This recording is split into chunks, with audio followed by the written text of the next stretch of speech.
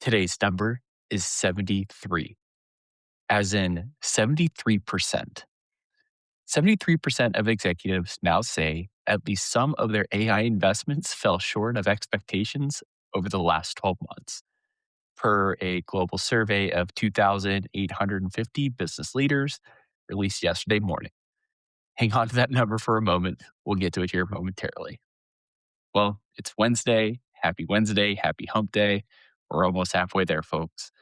Yesterday on this show, Satya Nadella said under oath that the only thing scarier than the AI shift is being the company that misses out on it. The fear is real for both the person and the company.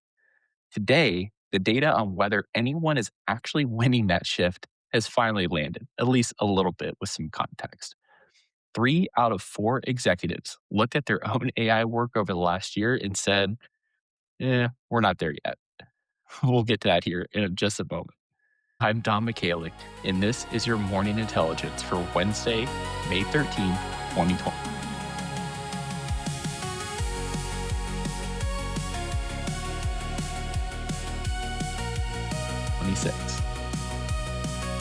All right, in today's preview, 2 major reports converged this week with the same conclusion. The AI hype is not matching the AI results. We'll unpack the numbers here in a moment. Sam Altman took the stand for 4 hours yesterday. The 90% detail is the one you'll repeat today, and you'll hear others talking about, and I'm sure of it. Anthropic launched Claude for legal. 12 plugins, Thomas Reuters integration, your $800 an hour lawyer just got their own AI associate. And Meta's 8,000 person layoff is now just 8 days away, almost a week away.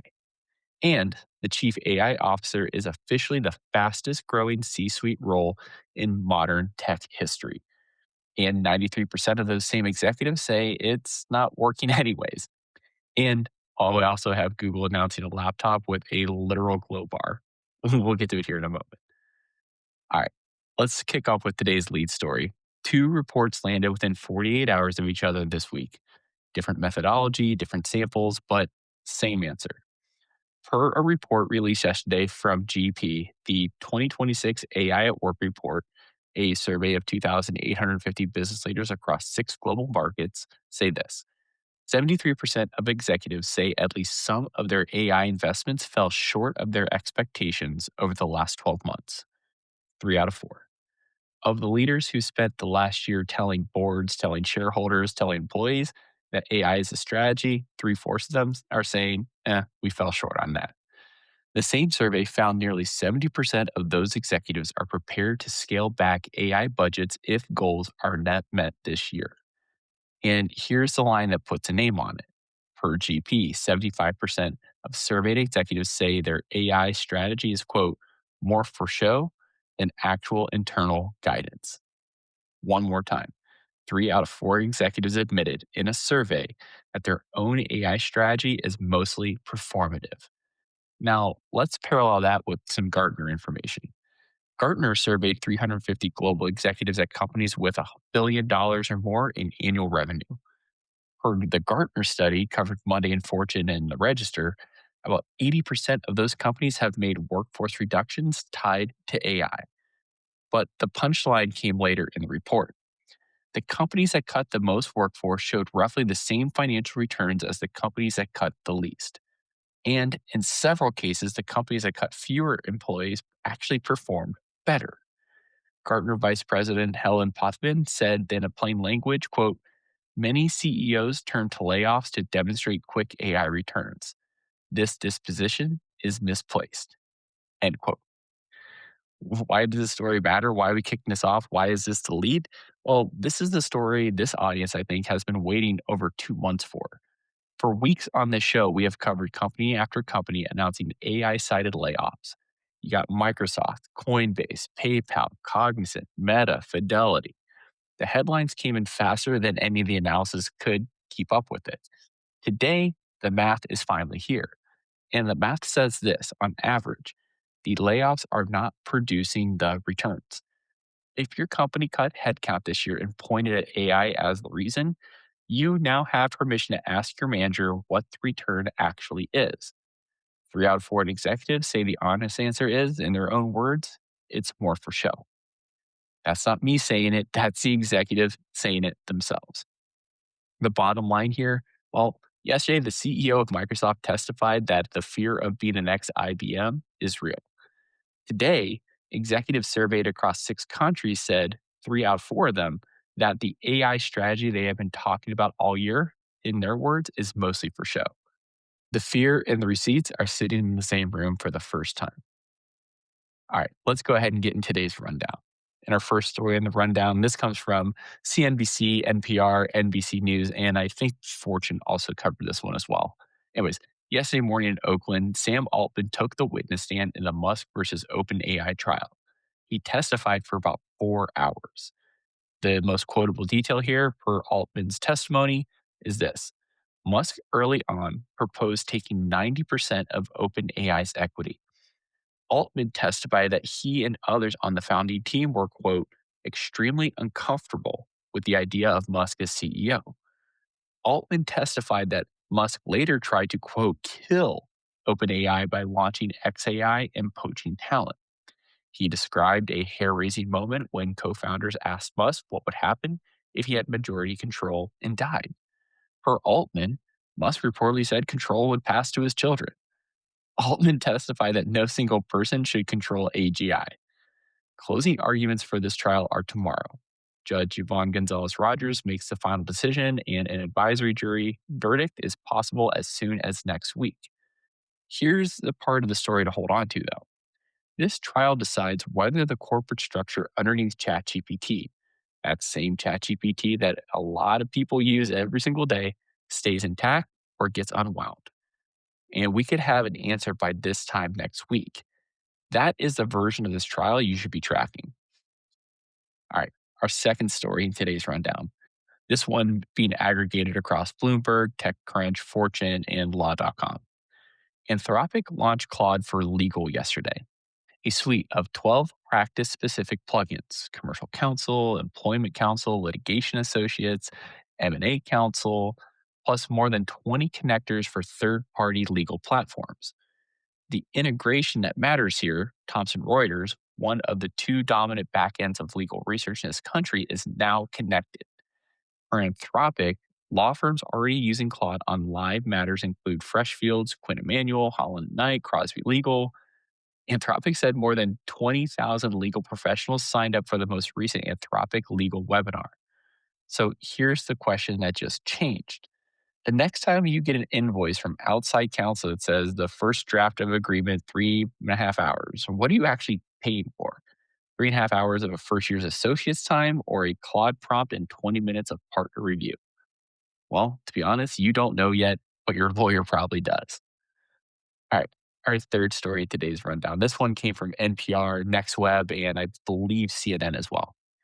Meta's company-wide layoffs of approximately 8,000 employees are scheduled for next Wednesday. That's just over a week from now. The cuts hit Reality Labs, Facebook, recruiting, sales, and global operations. Meta is also not filling approximately 6,000 open roles, so that collectively brings the headcount impact to about 14,000 positions. Total Meta cuts since 2022, roughly 25,000 people. Meta's AI infrastructure budget for 2026 is in the range of $115 to $135 billion, and that's nearly double what it spent in 2025. So, on the back of the envelope, Meta's cutting about 14,000 positions and spending at top end $135 billion to replace whatever those positions used to produce. If you know someone at Meta, check on them this week because, this time next week they may have some bad news. So just checking on your friends if they work there. All right. If you're enjoying Morning Intelligence, do me a quick favor. Send the show to just one person today. One person's fine. Text, email, Teams message, Slack message, LinkedIn DM, whatever works best for you. If you share this episode with them, you help the show grow and you help them get a little bit more informed on the world of AI. At any rate, I appreciate the support. Thank you so much. All right, let's get in today's deep cut. A year ago, 1 in 4 large companies had a chief AI officer. Today, 3 in 4 do. Per a CNBC analysis published on Monday, built on the 2026 AI Data Leadership Survey, 76% of organizations now have formally established a chief AI officer role, up from 26% in just 2025. That is the fastest growth of any C suite role on record. McKinsey partner Vivek Lath quoted in the same piece called AI, quote, the largest organizational shift since the industrial and digital revolutions. Big claim, so let's check the math on that. The same survey asked these same executives what is actually blocking AI from working inside their company. Technical limitations, data quality, model accuracy, costs, whatever you could possibly put on the list, it was on there. Well, you ready for the answer? 93.2% of executives surveyed said the biggest barrier to AI adoption is culture, not the technology, not the data, not the budget, the people, the processes, and the way teams actually work. 93% of executives at companies that just hired a chief AI officer to lead their AI transformation said the actual problem is the culture they are trying to transform. So we hired the executives, set the strategy, bought the licenses. We told the board this is the most important thing happening this decade. And by our own admission, we can't even get our own people to change how they work. Why is this worth your time? Well, if your company hired a chief AI officer in the last 12 months, and 3 out of 4 companies did, the real story is not their first all hands deck. It's whether your team is allowed to change how it actually works, whether the manager above you is allowed to rewrite a process, whether the team across the hall sees the same dashboards you see. The hard part of AI was never the math. It was never the technical capabilities or the ability to implement it. The hard part is actually in the org chart. If you are the person at your company who is actually trying to change how teams work with AI, and a lot of you listening to this probably are, even if it's not even your job title, the data says you are the bottleneck the chief AI officer is supposed to unblock. That's the hard job. It is also the most leveraged job in your company right now. The takeaway here 3 out of 4 companies, they hired the strategy. 9 out of 10 admit the strategy isn't working. The piece in between is the people, and that piece is you and your team and everyone else. All right, some fun stuff here before we close out. Google announced laptops yesterday. They were calling Google Books. Yeah, really. Per Google's official blog in 9 to 5 Google at the Android Show I/O edition yesterday, Google previewed a new category of premium laptops built around what Google is now calling Gemini Intelligence. Oh boy, real creative name. Hardware partners include Acer, Asus, Dell, HP, and Lenovo. Devices are arriving this fall. Some key features here: a magic pointer. Point at anything on the screen, ask Gemini what it is, create my widget, generate a custom desktop widget on demand from Gmail to your calendar, cast my apps, stream the apps on your phone and onto your laptop screen. And yes, Google Books have, and I'm reading this directly from the Google announcement, a glow bar. Yes, a glow bar, a light strip on the device. So, in a year where 75% of executives admitted their AI strategy is, quote, more for show, Google's answer to Apple is a hardware feature that is literally for show. You can't make that up. Google I/O is Tuesday next week, and that is where Gemini 4 is expected. So we'll make sure to have that as well. And quick teaser tomorrow are closing arguments in the Musk versus OpenAI trial, and a verdict could land as soon as Friday. So we'll see what actually happens. I'll keep an eye on it, see if anything develops before we kick off for tomorrow.